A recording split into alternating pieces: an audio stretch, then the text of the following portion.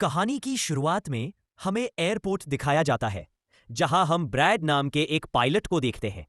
वो तेजी से जहाज की तरफ जा रहा होता है और साथ ही साथ वीडियो कॉल पर अपनी बेटी से बात भी कर रहा होता है। उसकी बेटी कहती है कि आज सुबह मैंने न्यूज़ देखी थी जिसमें बताया जा रहा था कि आप जिस एरिया में जा रहे हो वहां का मौसम बहुत ज्यादा खराब है, जिस वजह से और भी कई सारी फ्लाइट्स कैंसिल कर दी गई है। इसलिए आपको भी अपनी फ्लाइट कैंसिल करके घर वापस आना चाहिए। लेकिन ब्रैड मुस्कुराकर जवाब देता है कि मैं पहले भी कई बार ऐसे मौसम में सेफली जहाज उड़ा चुका हूं, इसलिए तुम परेशान मत हो, मैं जल्द ही घर वापस आ जाऊंगा। यह सुनकर उसकी बेटी खुश हो जाती है और कॉल काट देती है। उसके बाद ब्रैड जहाज के कैबिन में आकर को पायलट से मिलता है। को पायलट थोड़ा सा नर्वस था क्योंकि आज वो पहली बार फ्लाइट उड़ाने वाला था। तभी एक एयर होस्टेस आकर ब्रैड को बाहर बुलाती है, जहां एक पुलिस अफसर ब्रैड को बताता है कि इमरजेंसी की वजह से तुम्हें एक कातिल को अपने साथ ले जाना पड़ेगा, जिसका नाम टोनी है। टोनी एक बहुत ही ताकतवर और खतरनाक इंसान है, जिस पर मर्डर का केस है और अब इसे जहाज के जरिए दूसरी कंट्री ले जाकर उम्र भर कैद के लिए जेल में डाला जाएगा। वो पुलिस अफसर ब्रैड से कहता है कि ये जिम्मेदारी हम तुम्हें इसलिए दे रहे हैं क्योंकि तुम काबिल और समझदार पायलट हो। ब्रैड मान जाता है और टोनी को सबसे लास्ट वाली सीट्स में बिठा देता है ताकि बाकी पैसेंजर्स को कोई परेशानी ना हो। उसके बाद सभी पैसेंजर्स अपनी सीट्स पर बैठ जाते हैं और ब्रैड जहाज के स्टाफ के पास आकर कंफर्म कर लेता है कि सभी पैसेंजर्स आ गए हैं, जिसके बाद जहाज टेक ऑफ कर लेती है। ऊंचाई पर पहुंचने के बाद ब्रैड जहाज को ऑटो पायलट पर लगाकर को पायलट के साथ अपनी फैमिली के बारे में बातें करने लगता है।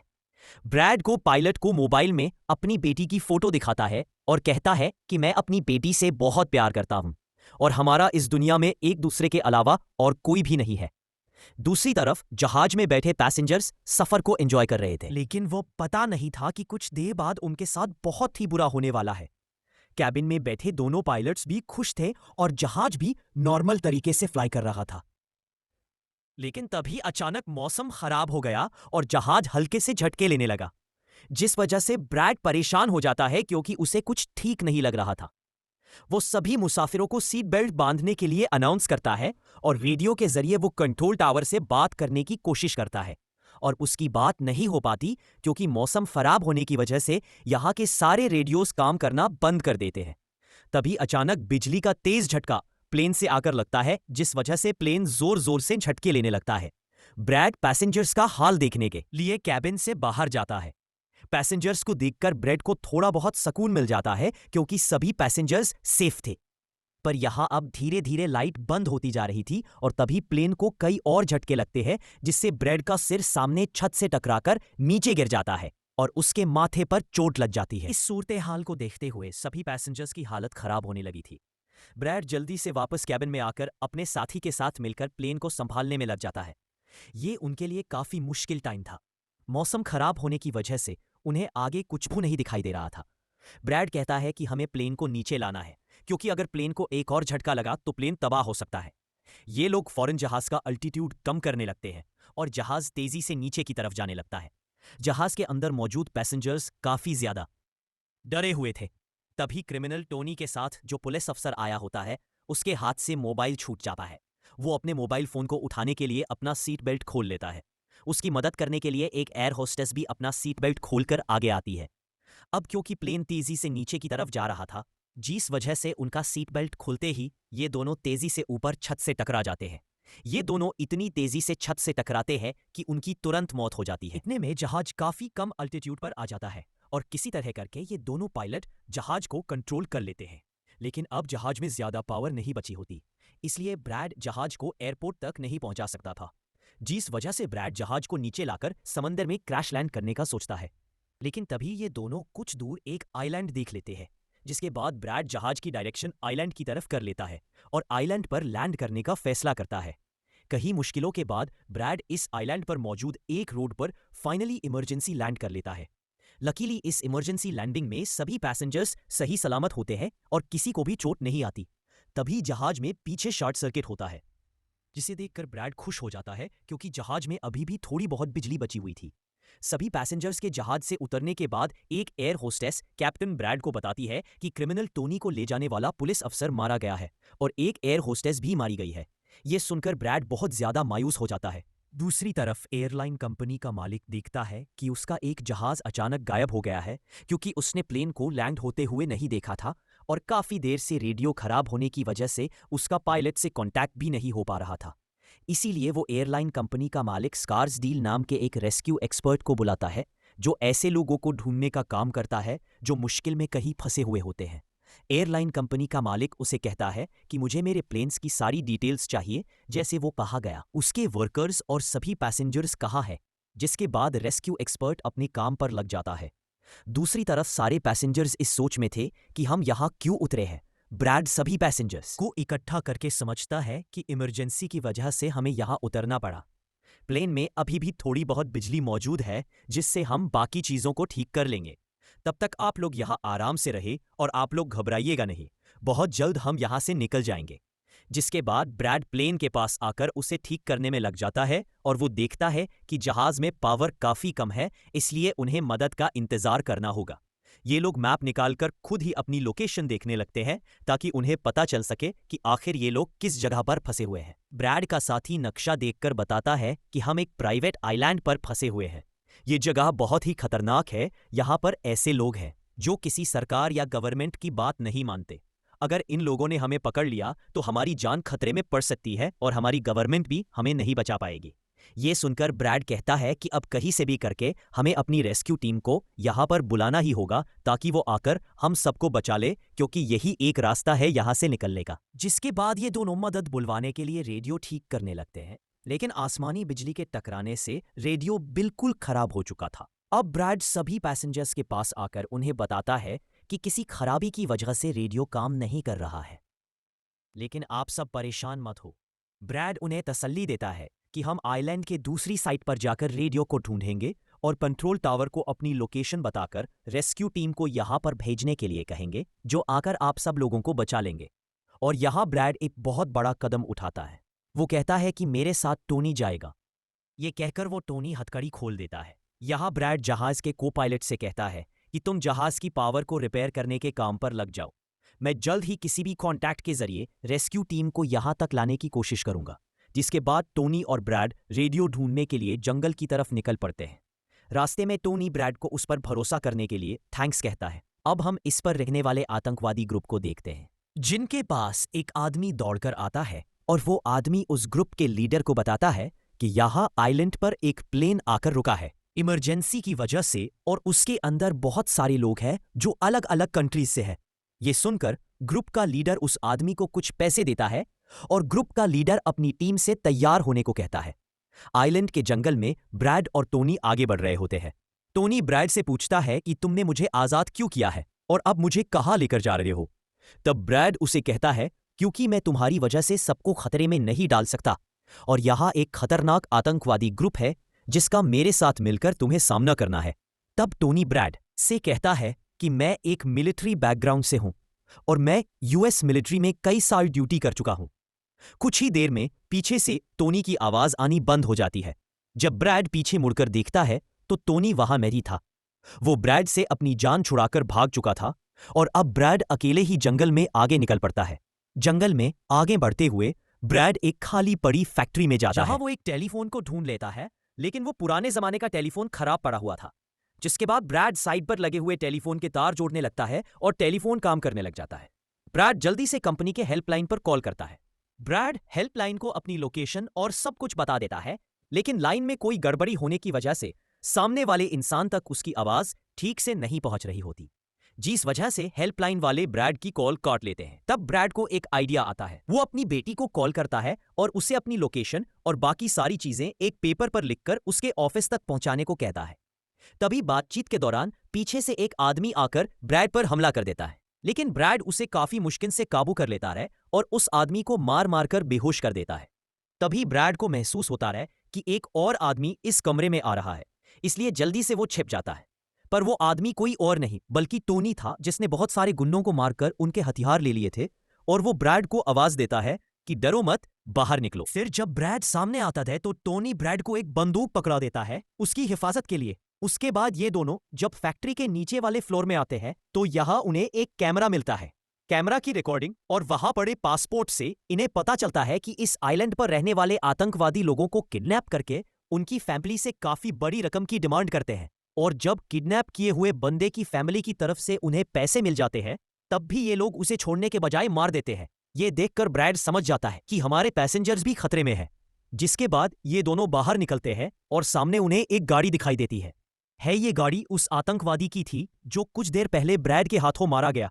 अब ये दोनों उस खड़ी गाड़ी में बैठ जाते हैं और अपने पैसेंजर्स की तरफ जाने लगते हैं। उधर सभी पैसेंजर्स ब्रैड के इंतजार में बैठे हुए होते हैं कि ब्रैड जल्द ही उनके लिए मदद लेकर आ जाएगा। तभी उन्हें किसी गाड़ी की आवाज आती है। गाड़ी की आवाज सुनकर ये लोग खुश हो जाते हैं और ये लोग समझते हैं कि ब्रैड उनके लिए रेस्क्यू टीम बुला लिया है। लेकिन ये रेस्क्यू टीम नहीं, बल्कि इस आइलैंड पर रहने वाले आतंकवादी थे। वो लोग गोलियां ना चलाकर सभी पैसेंजर्स को डराने लगते हैं। उन गोलियों की आवाज ब्रैड और टोनी ने भी सुन ली थी, जिसके बाद ये लोग कार की स्पीड ब्रैड और टोनी प्लेन तक पहुंचने की कोशिश करते हैं। आतंकवादी ग्रुप का लीडर एयर होस्टेस से सभी यात्रियों की लिस्ट मांगता है। डर के मारे जल्दी से एयर होस्टेस उसे लिस्ट लाकर दे देती है। फिर गैंग का एक आदमी को पायलट से पूछता है कि तुम्हारा सीनियर पायलट कहां पर है। को पायलट बताता है कि किसी काम से वो जंगल में गया था पर अभी तक वापस नहीं आया। तभी वहां पर ब्रैड और टोनी भी पहुंच जाते हैं, लेकिन ये दोनों चुपके से दूर से इन लोगों को देख रहे होते हैं। इसी दौरान एक औरत वहां से भागने की कोशिश करती है, पर वो लोग गोली चलाकर उसे मार देते हैं। ये देखकर ब्रैड उनकी मदद करने के लिए जाता है, पर टोनी उसे रोक लेता है। टोनी कहता है कि तुम शांत रहो, अभी जाना ठीक नहीं। गैंग का लीडर सभी पैसेंजर्स को एक बस में बैठा लेता है और गैंग का लीडर अपने दो साथियों को वहीं छोड़कर उनसे कहता है कि जाओ, जहाज के अंदर जो भी कीमती सामान है उसे ले आओ। जिसके बाद ये लोग सभी पैसेंजर्स को अपने अड्डे पर ले जाने लगते हैं। गैंग के जाने के बाद ब्रैड टोनी पर गुस्सा करने लगता है कि वो लोग हमारे पैसेंजर्स को ले गए और तुमने मुझे जाने ही नहीं दिया। जिस पर टोनी उसे समझाता है कि वो लोग काफी ज्यादा थे, अगर तुम चले भी जाते तो इतनी बड़ी आर्मी से अकेले नहीं लड़ पाते। अब ये दोनों प्लेन की तरफ बढ़ने लगते हैं और उन दोनों गुंडों को पकड़ लेते हैं जो प्लेन से कीमती सामान चुरा रहे थे। ब्रैड गन पॉइंट पर उनसे पूछता है कि तुम्हारा लीडर पैसेंजर्स को कहां पर लेकर गया होगा, जिस पर वो बताता है कि यहां से कुछ दूर हमारा एक अड्डा है और वो सब वहीं गए। दूसरी तरफ ब्रैड की बेटी रेस्क्यू एक्सपर्ट के पास ब्रैड का लिखवाया हुआ पेपर दे देती है, जिस पर प्लेन का लोकेशन और सारी जानकारी लिखी गई होती है। रेस्क्यू एक्सपर्ट सैटेलाइट की मदद से प्लेन की लोकेशन का पता लगा लेता है। उन्हें पता चल जाता है कि प्लेन एक आइलैंड पर फंसा हुआ है और उन्हें यह भी पता चल जाता है कि इस आइलैंड पर एक खतरनाक आतंकवादी ग्रुप है। इसके बाद वो रेस्क्यू ऑफिसर अपनी एक प्राइवेट आर्मी के कैप्टन को कॉल करता है और उसे ये सारी सिचुएशन समझाकर उस आइलैंड पर जाने को कहता है। प्राइवेट आर्मी का कैप्टन मान जाता है और अपने साथियों के साथ एक पैसों का भरा हुआ बैग और कई सारे वेपन्स के बैग गाड़ी में लोड करके उस आइलैंड पर जाने के लिए रेडी हो जाते हैं।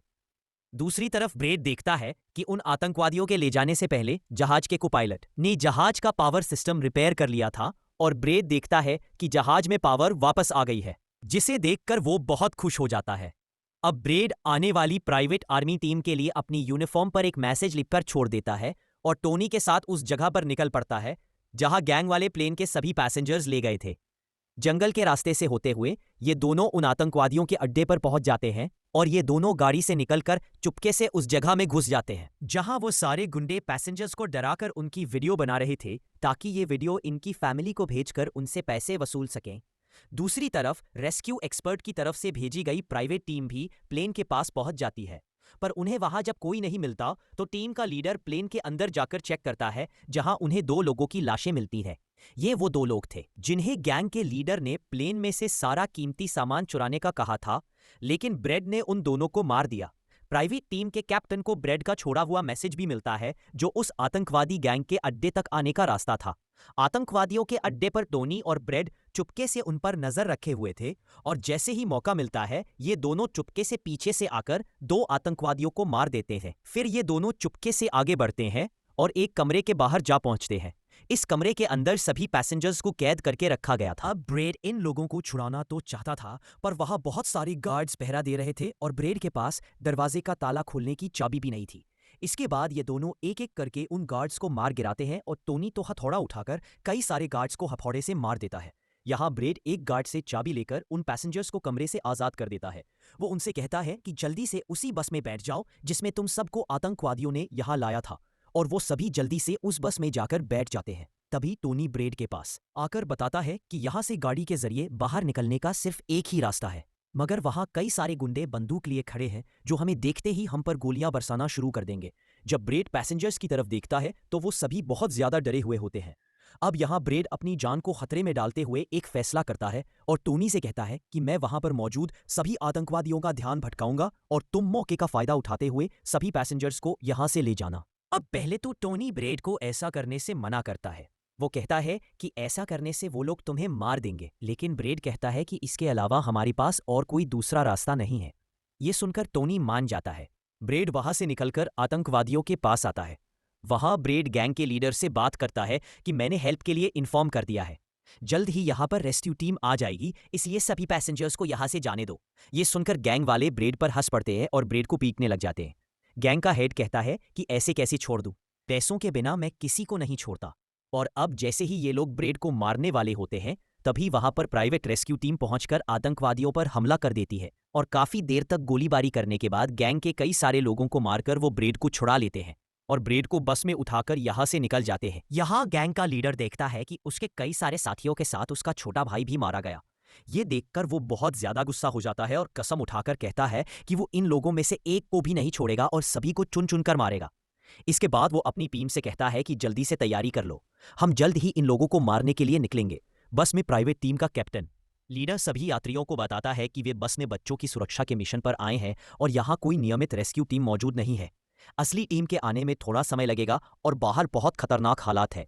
लीडर कहता है कि हमारे पास ज्यादा समय नहीं है, गैंग वाले जल्द ही पहुंच जाएंगे और अगर हम रुके तो हम उनकी आसानी से पकड़ में आ सकते हैं। इसलिए वे लोग बस को जितनी जल्दी हो सके जंगल की ओर ले जाने का फैसला करते हैं, जहां उन्हें सुरक्षित जगह मिलने की उम्मीद है। बस आगे बढ़ती है। जहाज के पास पहुंचते ही ब्रेड सभी पैसेंजर से तेज आवाज में कहता है कि जहाज में पावर वापस आ चुकी है, यानी अब जहाज स्टार्ट हो जाएगा और हम लोग तुरंत यहां से निकल जाएंगे। इसलिए आप सब लोग फौरन जहाज में बैठ जाओ क्योंकि हम रेस्क्यू टीम का इंतजार नहीं कर सकते। यह सुनकर सारे डरे सहमे पैसेंजर्स तेजी से प्लेन में बैठ जाते हैं। प्लेन की तमाम चेकिंग करने में लग जाता है। सिस्टम, कंट्रोल, इंजन, हर चीज व बिजली से तेजी से चेक करता है। उधर प्राइवेट टीम के लोग पहले से आने वाले खतरे के लिए तैयार खड़े होते हैं। आतंकवादी ग्रुप चिल्लाते हुए बाहर आता है और उन पर हमला कर देता है। गोलियों की तेज आवाज चारों तरफ गूंजने लगती है। प्राइवेट टीम उन्हें रोकने में जुट जाती है। इसके बाद ब्रेड दौड़ते हुए टोनी के पास जाता है और उसका शुक्रिया अदा करता है कि उसने इतने मुश्किल वक्त में उसका साथ दिया। ब्रेड खुद को गोलियों से बचाता है और अपने साथी कोपायलट के साथ मिलकर प्लेन को स्टार्ट करने में लग जाता है। उसके हाथ कांपते हैं लेकिन इरादा मजबूत है। उधर जमीन पर टोनी की बंदूक की गोलियां खत्म हो जाती हैं। वो जल्दबाजी में प्राइवेट टीम का बैग चेक करता है लेकिन वहां उसे पैसों से भरा हुआ बड़ा सा बैग मिलता है। वो बैग को धक्का देकर परे करता है और दूसरी बैग से गोलियां निकालकर फिर आतंकवादियों से भिड़ जाता है, क्योंकि टोनी जानता था अगर वो इनके साथ प्लेन में वापस गया तो पुलिस उसे फिर पकड़ लेगी और जेल में डाल देगी। लेकिन आज उससे ज्यादा जरूरी था सबकी जान बचाना। गैंग का लीडर अपने साथियों को मरता हुआ देखकर गुस्से से पागल हो जाता है। उसकी आंखें खून से लाल। वो प्लेन के सामने रॉकेट लॉन्चर लेकर आता है और एक ही बार में सारे लोगों को उड़ाने का सोचता है, लेकिन सही टाइम पर टोनी उसे देख लेता है, बंदूक उठाता है और बिना पल गंवाए उसे शूट कर देता है। गोली सीधे लीडर को जा लगती है। टोनी ने सभी लोगों की जान बचा ली। यह देखकर ब्रेड टोनी की बहादुरी से बहुत खुश हो जाता है। ब्रेड अपनी पूरी ताकत लगाकर प्लेन को उड़ाने में कामयाब हो ही जाता है। इंजन तेज आवाज से गर्जना करता है और प्लेन आसमान में उठ जाता है। टोनी दूर से खड़े होकर प्लेन को उड़ते हुए देखता है और दिल से खुश होता है कि कम से कम पैसेंजर्स और ब्रेड बच गए। लेकिन तभी अचानक प्लेन के इंजन में आग लग जाती है और जहाज हिलने लगता है। अलार्म बजने लगते हैं, लोग चीखने लगते हैं। ब्रेड तेजी से इमरजेंसी वार्निंग ऑन करता है और धीरे धीरे जहाज को नीचे रनवे पर उतारने की कोशिश करता है। हर सेकंड मौत के बराबर भारी लगता है। आखिरकार बड़ी मुश्किल के बाद ब्रेड जहाज को सुरक्षित रनवे पर उतार देता है और सब लोगों की जान बच जाती है।